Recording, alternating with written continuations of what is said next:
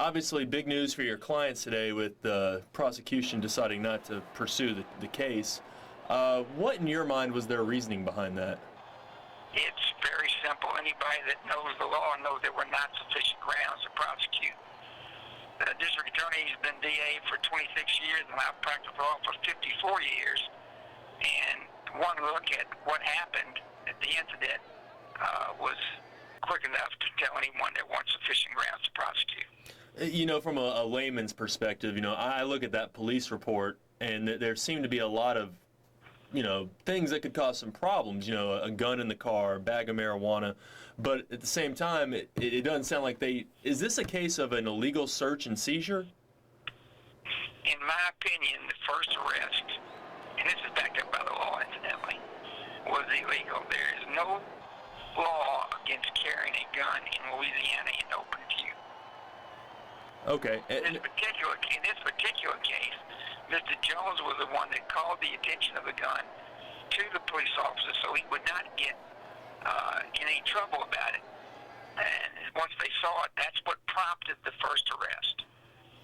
Okay, and then after the first arrest was made, and anything that happened subsequent to that was not appropriate. One thing that we found curious too is the fact that there were two other people in the car that were never mentioned in the police report. That's one of the most significant things. When the gun was when it was plainly called to their attention, they immediately arrested all four individuals in the car, not knowing who the gun belonged to. Even though it's in plain view that he shouldn't have been arrested in the first place. Once they arrested and handcuffed all four people.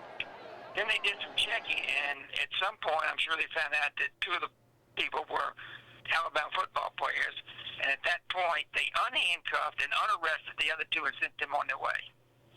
Yet, on the internet, I am confused and amazed to see people blogging that athletes are getting preferential treatment.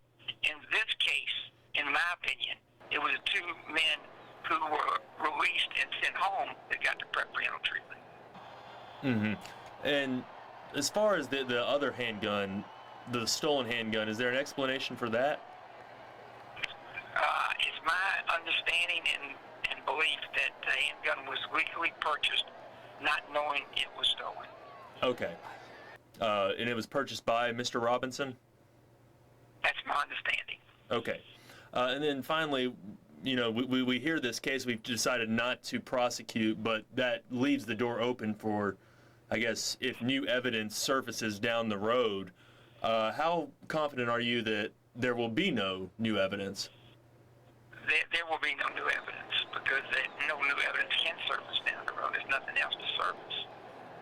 Okay. And if you could just, is there a statute of limitations on this? I'm sure, you know, I could go and look it up, but I wouldn't. I don't know the statute of it. I really don't know what. Based on all the different things that are involved, there will be varying statutes of limitations for each particular alleged violation. So I don't really have that information. There was a big to-do about the fact that the park was closed. That's true. They were there after the park closed. They should not have been there after the park closed, but that is not a crime. There's no punishment for that. Right. And They've then just been told to leave. They just said leave, you know. Right. And I have our sports director is here with me too. He has one question he would like to ask you as well. Yeah, hey there, okay. Taking the time. The misdemeanor charge on possessing a firearm around a controlled substance, how did they get off on that one? They don't, it's not a misdemeanor charge, it's a felony charge. And the law is that you have to, if you have a gun that is taking part in some kind of drug-related offense, for example, if there were two people meeting to exchange drugs and one of them pulled out a gun and shot the other one, then that's a felony. It has to be done in the enactment of actually using the drugs. Having a gun and a drug being present does not fit that felony charge. Okay, there has to be an action taking place. It can't just be the fact. There has to be an action taking place, right, and to do with drugs. The fact that they're and you know, by the way, you know that the marijuana found was only half a gram. That fits in the cap of a Coke bottle, and not enough to make a smoke, or I think they call it a joint. Okay, so the fact that they weren't smoking and they weren't using the guns, they have to be using one. No. Okay. No, and you might want to note this, that routinely, that minute amount of marijuana everything else been done perfect, and everything was actually according to Hoyle.